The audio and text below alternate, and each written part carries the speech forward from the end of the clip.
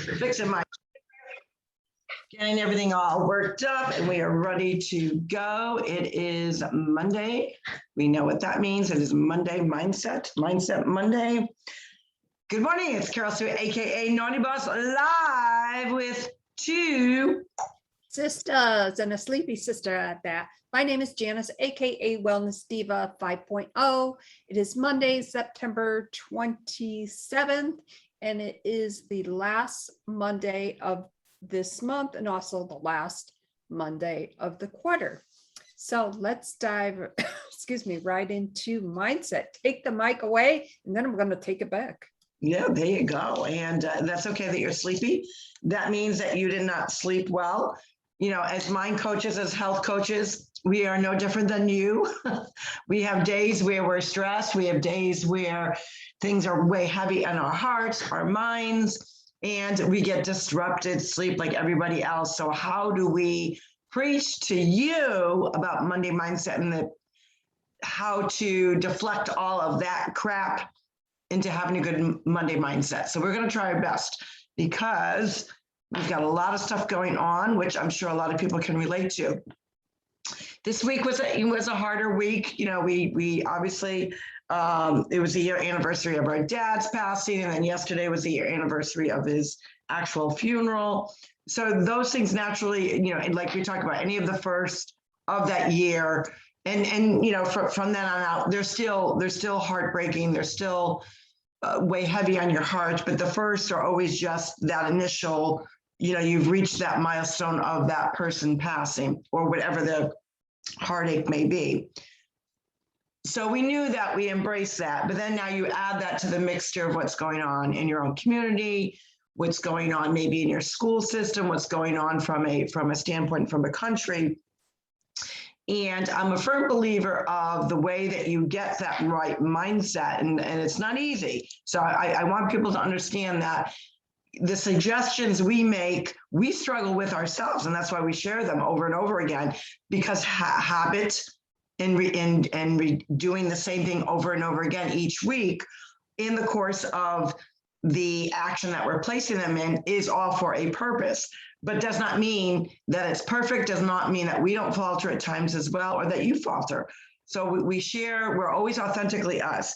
So over the last probably week or so, things in the country are heightened to new levels. And the way that I've dealt with it, and that my husband and I have dealt with it, and our family as a whole have dealt with it in the past, which is a great tool, is to kind of detach yourself from the news, the alerts. Certainly if something, you know, of an emergency nature is going to happen, you're going to find out, whether it's through your friends, you're going to end up getting some emergency alert on the phone. So you don't have to feel that fear of missing out on some sort of breaking news.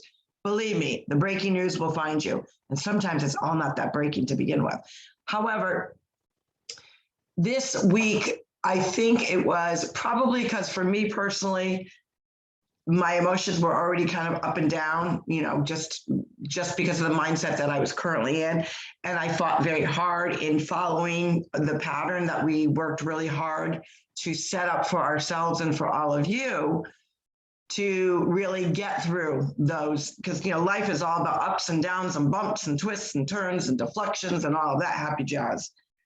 But this week really, it took it to a new level. And I'm specifically talking about the border, what's going on in the border, and the response from the border, which are all blatant lies. They are just, you can't call it, you can sugarcoat it, calling untruths or not being completely transparent. They're lies. It's just, you can't get around it. They're lies.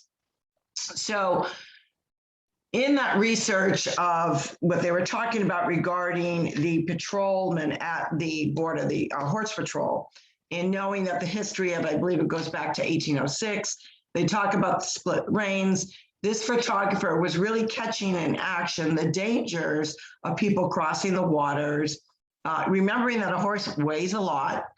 You know, just like a vehicle is a weapon, a horse is a weapon too. Not by sheer that they're going to hurt you, but there are accidents that could occur if even a very well-trained horse could land on you. You could put the horse in danger, and you could also put children, people in danger as well. And let's not forget about the person riding the horse. You put them in danger. So a photographer took some very candid shots of what is going on at the border, and they were action shots. Well, sadly, the communist people that are in power right now, because that is what they are, there's no other word for it.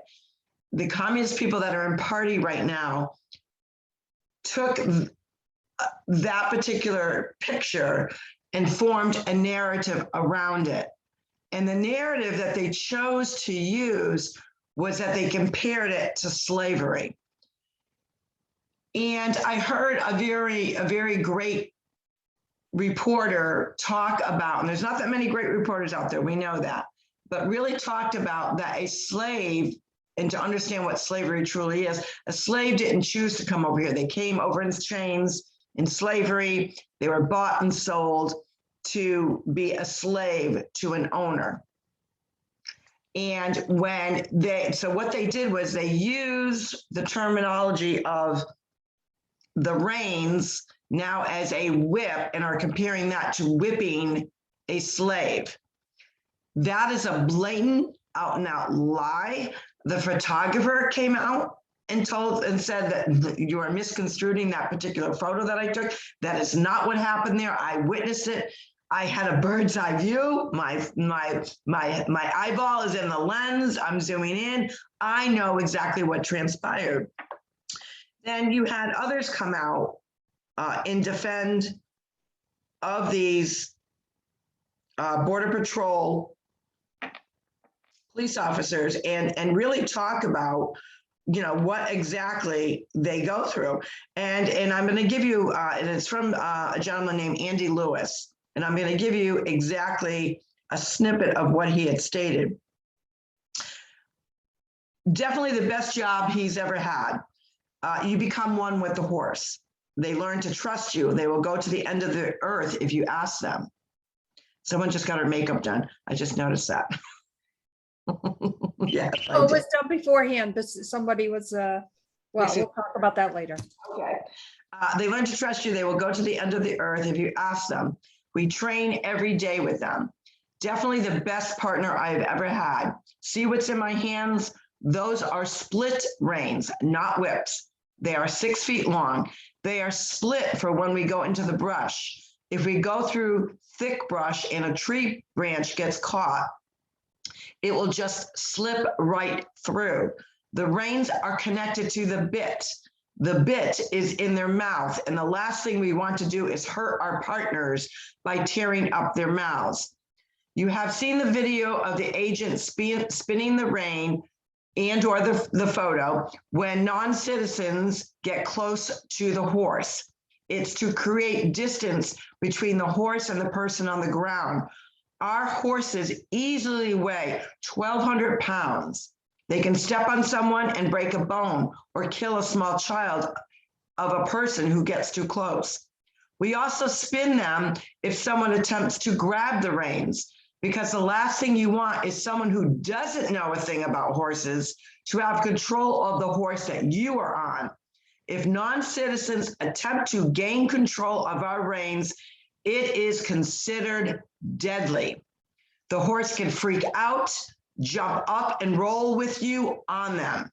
Us as riders can be killed if a horse lands on us. And he says, I hope this helps those who have never seen a horse or a split reins before. Now, to use that particular incident for a disgusting narrative of these racist, bigot, communist evildoers that are in control of our country right now is despicable, number one. So that was the first thing that fired me up.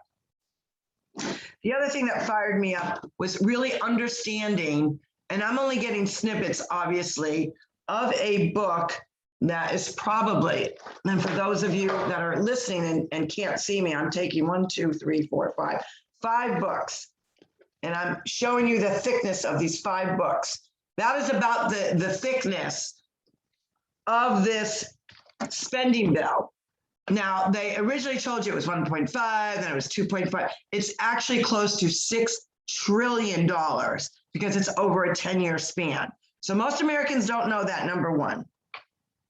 Number two, the things that were in it and that I learned about, because it's obviously who has time to, you get this one day and say, oh, we're going to vote on it. And, a couple of days from now, no one in their right mind can even decipher the entire, I don't even know how many pages. I believe they said it was around 2,500 pages, something to that degree.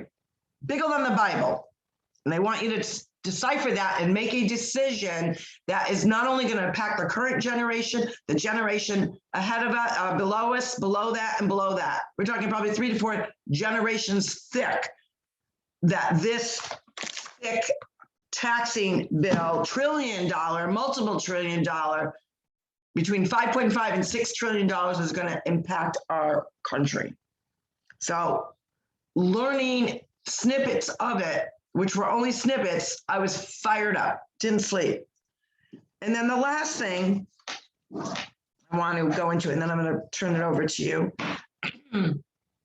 is I've noticed more and more the people that I personally know that are Democrats, and let's be real, the Democratic Party right now is dead. There is no more dead Democrat parties, in my view. It is a communist party against libertarians and Republicans. That's how I look at it. There's the democracy, the Democratic Party, not democracy, but the Democratic Party is Caputo, right? Done, finished. And I've noticed more and more that people that I personally know, that were, they wouldn't go into reasons why they voted for Biden, but they're, staunch Democrats, they vote party line, have gone rogue, have gone undercover, are silent. And so they should be, because they need to bear witness to what they voted in and not only what impacted, not even a full year yet, of the clown posse that's occupying the people's house, but the demolishing of all we are as a people that is going to impact so many generations to come.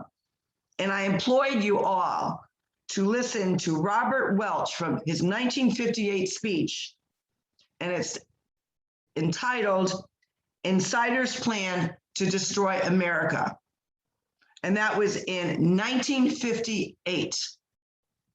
How many years ago was that? Well, I can tell you, because I was born in 1958, 63 years ago. And how it relates to what we're currently going on right now. And the light bulb moment that my husband got was that part of the biggest purse strings, which obviously we already knew, was someone named Rozo, and I'm not even saying it correctly, Georgie boy, Georgie S, with all the money. But also what we are seeing, this plan right now is Bernie Sanders' plan. And I wonder, since Bernie Sanders was robbed his election with Hillary, well, no, that wasn't the payoff. Wasn't that the payoff? Could be the payoff. I don't know. So yeah, I'm fired up on this Monday Mindset, and I'm going to turn it over to you. And believe me, we are going to tackle how our mindset has to change from that crap and how we navigate it together, not only as Americans, but as human beings. Go ahead, Jan. Wow, that was a mouthful. And I was feverishly writing some notes. And I just want to touch about mindset in general to begin with. There's a quote, I'm not sure, excuse me, I'm not sure who wrote it, but I always see it when I need some motivation, and I write it down all the time. And it's obviously about mindset. I'm in charge of how I feel, and today I am choosing happiness. So the big question for me, or maybe for other people out there that may be feeling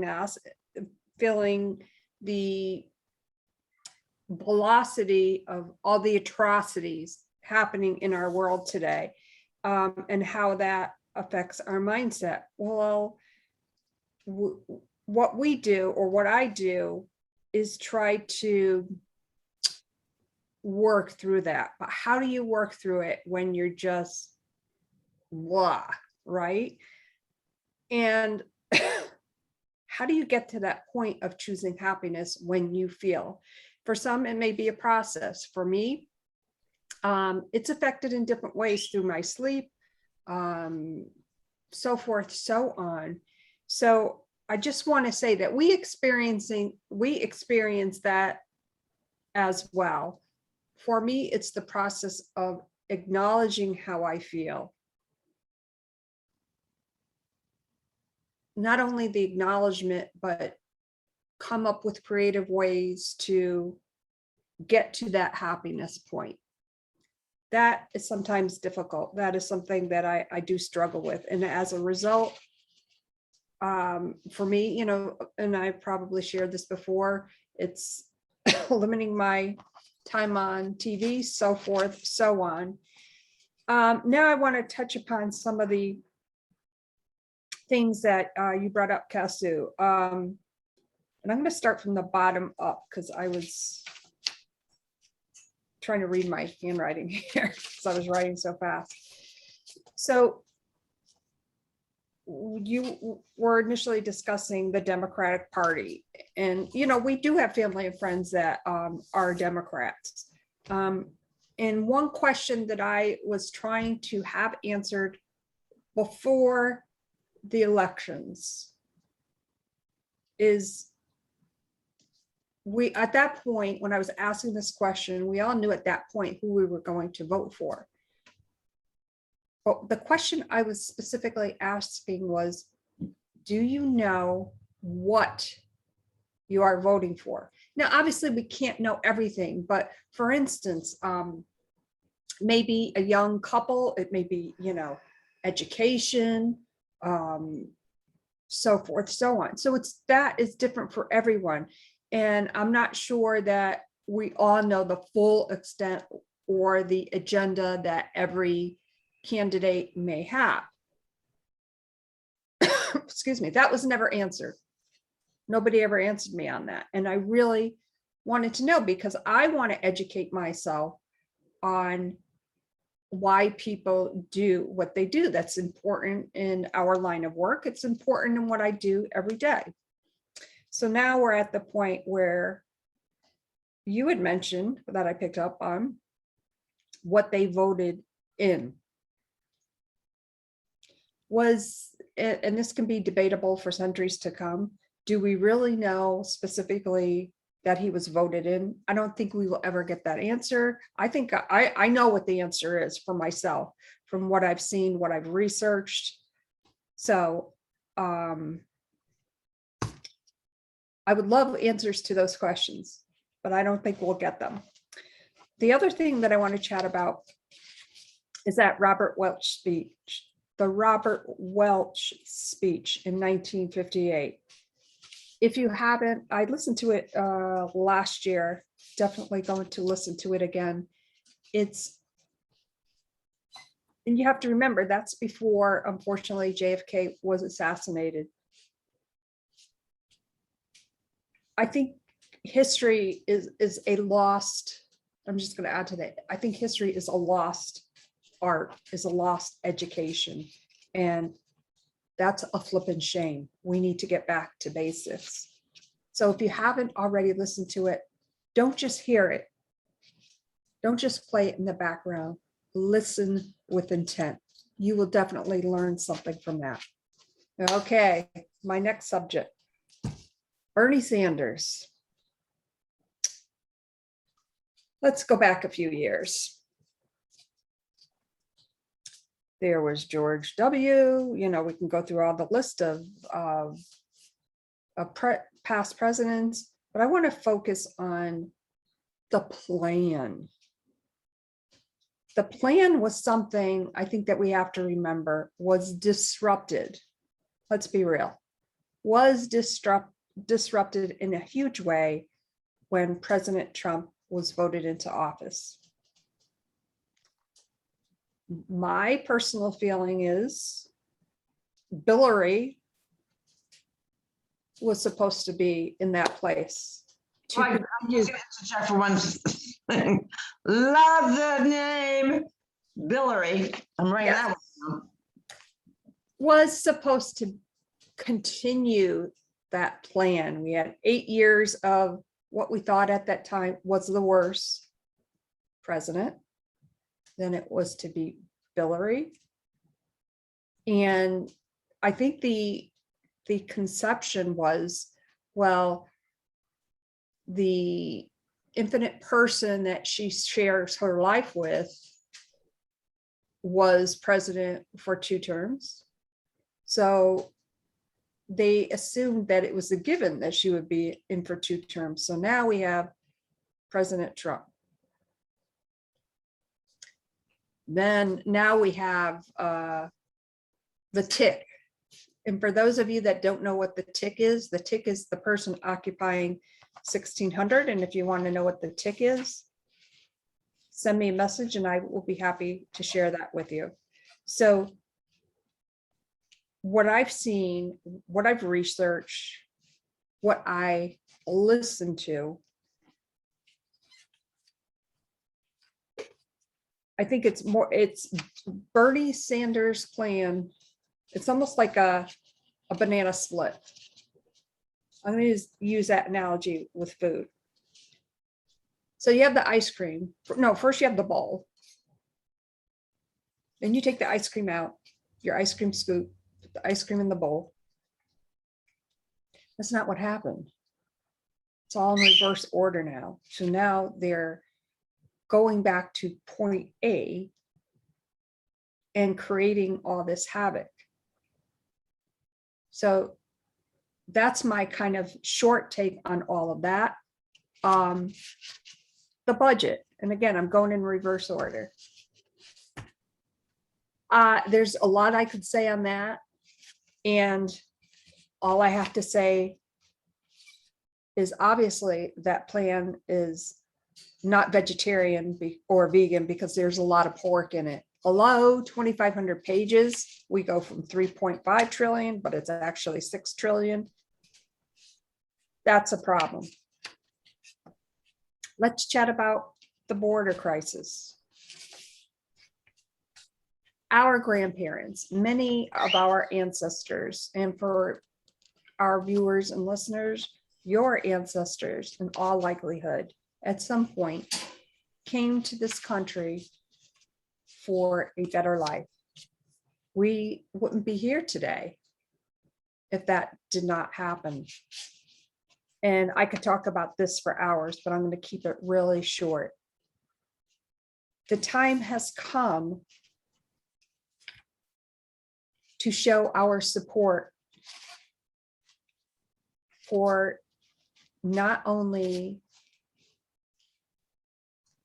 people that come into the country legally, but to the people who support and monitor the border.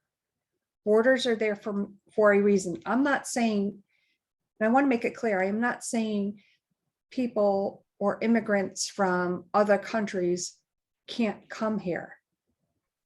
There has to be a certain process that needs to be followed in order to ensure domestic tranquility. There's no domestic tranquility happening. How can you not? It's like the Americans now are the enemies, and we are treated horribly by all these imperfections, all of these mandates, all of these repercussions of the tick occupying 1600. But yet it is okay to enter our country illegally. None of it makes sense. None of it makes sense. But what I will say is it makes sense for the person, the tick at 1600. That's a shame that we go from where we were in a country that thrived, in a country where all opportunities were open for all individuals. And we are where we are now. And what do we do about it? I don't know that I have the right answer. I don't know if maybe anybody does, but that's my take on all of that. Well, you had some valid points where, what is the end game? Because the obvious is occurring. It doesn't make sense, but it does. So what is that? What do we mean by that? There is a purpose of why they are doing the obvious that you wouldn't think would be happening. And that has to do with what we've been saying all along. It has to do with 2022 and 2024. And that's all we're going to say about that piece to it. That's what it has to do with. But at what price? When you have, the state, the New York City, New York, the city that never sleeps, when they had one of the highest numbers, I think they were top 3 states of this pandemic, past pandemic, I might say. And you had all those frontliners, those nurses, those doctors that stood by their patients, it's at times doing things out of the unordinary that they would normally do because they were, working feverishly. And we now know that a lot of patients die needlessly because of pushing the ventilator in way, way, way too soon, too fast, without doing the normal protocol that they were taught to them before the quote thing that goes in the arm. And now I've been threatened with their jobs when they were at the worst of it without that so-called protection of the arm. And now if they don't do it, they're fired. They're castaways. They're not relevant. They're dispendable. What's the word? Not dispendable. That's not even a word. They're, irreplaceable. Just get rid of them. They're carnage. Because they're standing up and saying, no, we stood here and we did our work at the height of it and we survived it. And now you want to, make us that we're in that field that don't agree with it have to do that. And yet you have people coming over illegally that they're not going to be here for that long. Are you flipping kidding me? They're not going to be here that long. If they got some, some symptoms, yeah, we'll kind of check them out. And you wonder why people are fired up. So the one thing I'm going to state before we come up with some great strategies for all of us to share from Mindset is what is going on at that particular address that you continually mention, along with those that are spending time who claim they work 18 hours a day, DHS, Homeland Security, Clown Posse, Part 2, that spends time going on. I'm going to let you interject in a second. It goes on talk shows half the time, spewing a bunch of bull-shista. Dereliction of duty. Dereliction of duty is deliberate or accidental failure to do what you should do as part of your job. Dereliction of duty applies to the head clown, the circus, and all the clown posse. Go ahead, Jim. What I want to say about that person at DHS, and I'm just going to say it in a couple of words, and I'm already cracking up. Stinking Blinken and the Fraud Patrol. He just really, he's such, and it's so funny because some of the questions that were asked to him, he said with such a condescending smirk on his face. That's when I knew, time out, Carol Sue, you are going to literally jump into the TV because you want to jump into the TV. So how do we, knowing that literally Americans right now are under such duress, and a lot of people continue to ask me, why do you fly on my social media? I have the American flag upside down, which is a sign. It is not a disrespect. A lot of people think it's a disrespect. It is not a disrespect to our country, and it is not a disrespect to anyone that serves. It is a symbol that our country is under distress. And if you don't feel like our country is under distress, either you are in a swamp or you're under a rock and you don't know what's going on in this country, because our country is under duress. It truly is duress and distress. So how do we,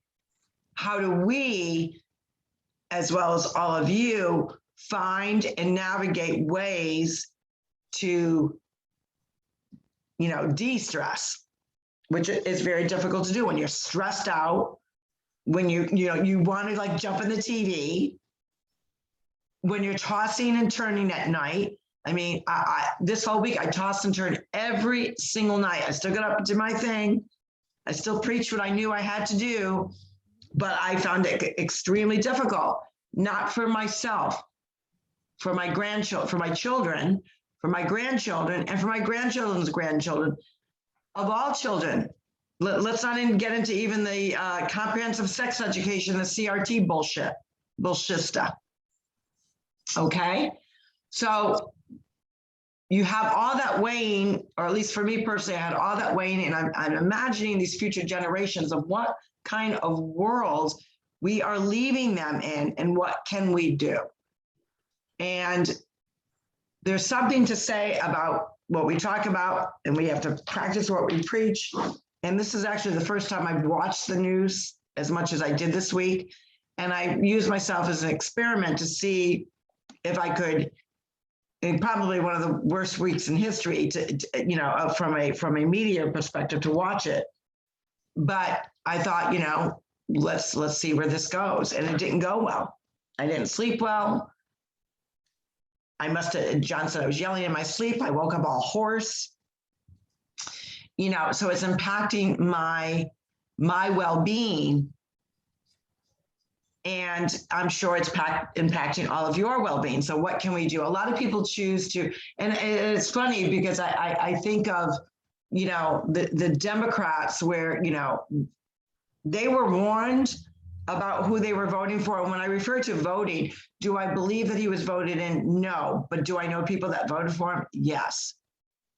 And even if it was a close margin, you people have got to, it's one of those decision-making things that if I knew that I was part responsible for what is going on in our country, and that's what I really want to impact upon people. Your vote matters because your vote will impact others, good, bad, or indifferent. And those that refuse before the election to be postured enough and strong enough and confident enough to say why they voted for this clown and all his clown posse. And now where are you? Oh, we'll just get off of social media. We'll live our lives. They do it so well. They probably do it better than conservatives and libertarians. They totally disconnect. We voted.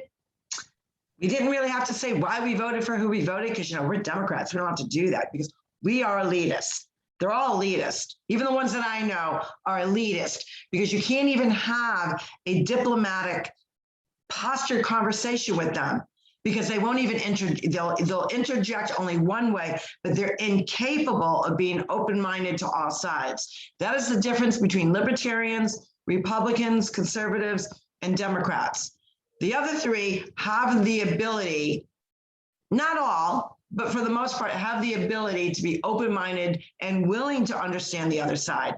Democrats, all the ones I personally know, they're elitist jackasses. And these are people that I know. And that's why I've kind of separated myself from them. Because I thought to myself, if you don't think that I am worth enough to have that conversation, that your vote is going to impede on generations to come. And now we see the results of that. We see what is going on in our country. They're part of that. They're accessories to it. And they got to live with that. I could never in my right mind knowingly feel good about voting for something like that when I was warned. It wasn't like I wasn't warned. And now seeing what it's done to our country. So I can understand why they are running with the tail between their legs. They're off of social media. They only comment on a few things, and then you don't see them for a few days, or you don't see them at all. Or if you do see them and you kind of open up that conversation and that dialogue to have that good, healthy debate, it can be passionate.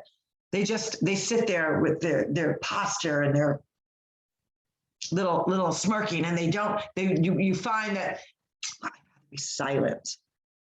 I'd rather be silent and prim and proper and not engage because I have some ownership in what's going on in this country right now. Shame on them, number one.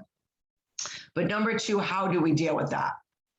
And a lot of people have asked me this question before, and there's nothing wrong with unfollowing people that do not align. And we already know that we're not supposed to think alike.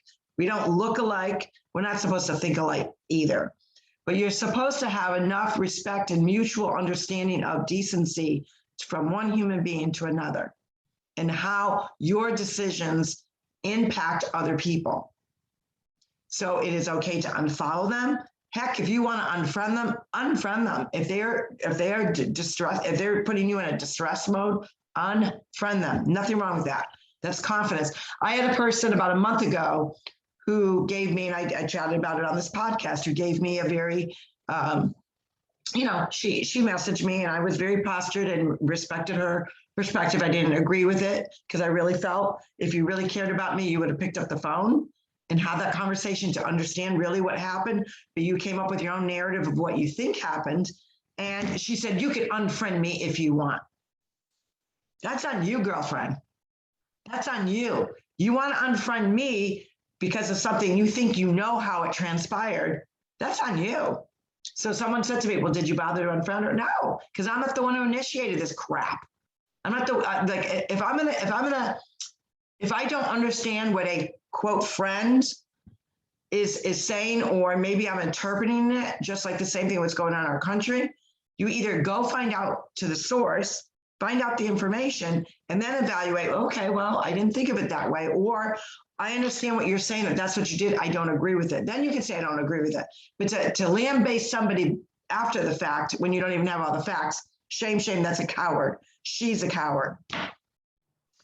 But anywho, there are a lot of cowards right now in our country that on all ends of politics. Doesn't just have to be Democrats. It could be libertarians. It could be conservatives. There's a lot of cowards in our country.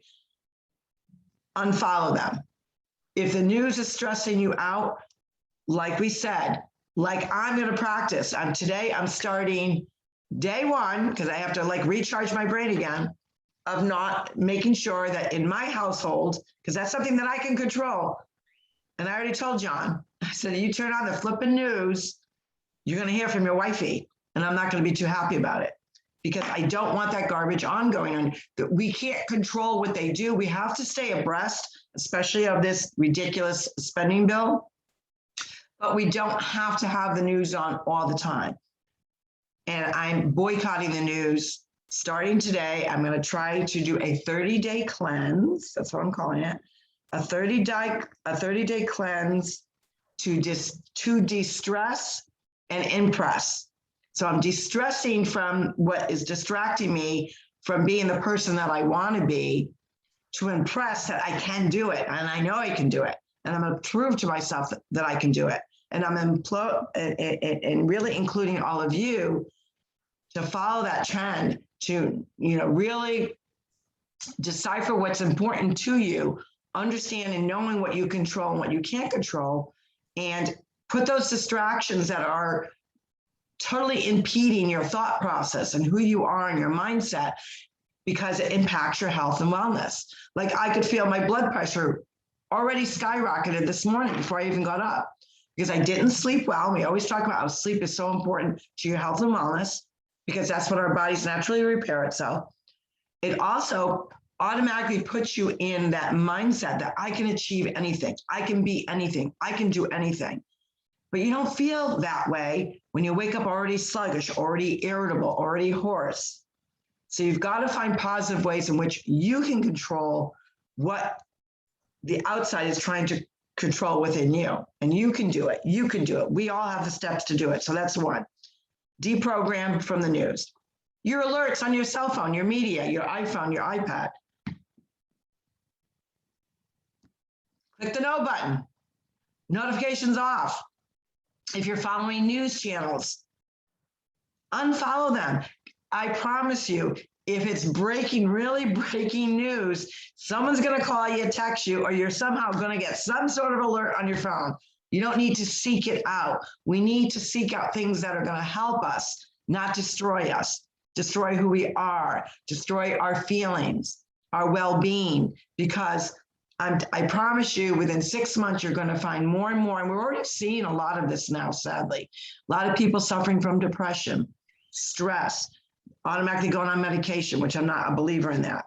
I'm not going to, unless it's like you really have to. There's other healthy ways to combat stress by physical fitness. And when we say physical fitness, we're not saying go join a gym, which you should.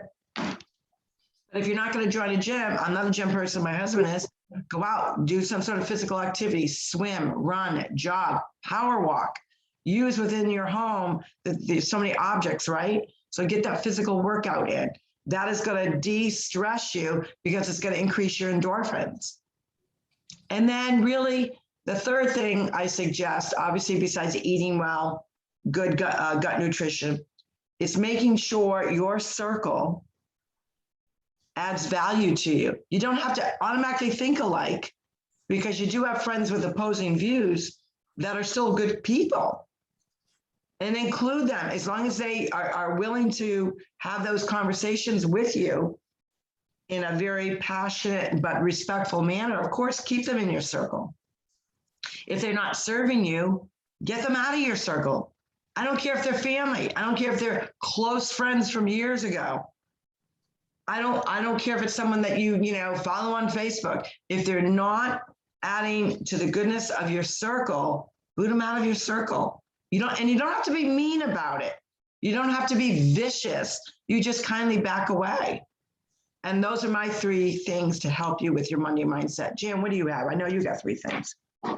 Well, I just want to say the engagement process of agreeing to not agree to disagree and have a collective awesome debate, we know has been kind of thrown out the window. So how I approach it is, excuse me, is obviously to hydrate well, get some movement in. And again, it doesn't have to be anything craziness, but really to, write down your feelings. You're acknowledging it to yourself. You're putting your feelings down that you can reflect upon later. But what it does is it releases the bad endorphins. And in closing, I just want to share something that I heard on Clubhouse from a speaker. And I thought I'm like, oh my God, absolutely. And we were chatting about different things happening and this and that. And she said, excuse me, look at it this way. If you feel what you feel, and so it is. And I thought, wow, that's pretty profound. Create your profoundness. Work through what you need to work through. Acknowledge it, whether it be through fitness, nutrition, whether it be journaling. Do what works for you and know that is okay. On that note, my name is Janice, aka Wellness Diva 5.0. And it sounds like I'm getting a little froggy throat myself. And I'm with TwoSistas. And this is Carol Sue, aka a fired up naughty boss. I'm going to put my words into action and to create a whole new vision this week of blocking out what is not serving me or impacting me in a positive way. And we hope you do the same. We will see you tomorrow for Triumph Tuesday. Let's see if we triumph over what we're going through today and all those emotions. And I know we can do this together. Know that as much as what we are going through as a country is tough, it's hard, we're in this together and we're here to help you. And you're here to help us just as much. We will see you tomorrow, bright and early at 8 a.m. Take care, everyone. Bye, everyone. Have a great day.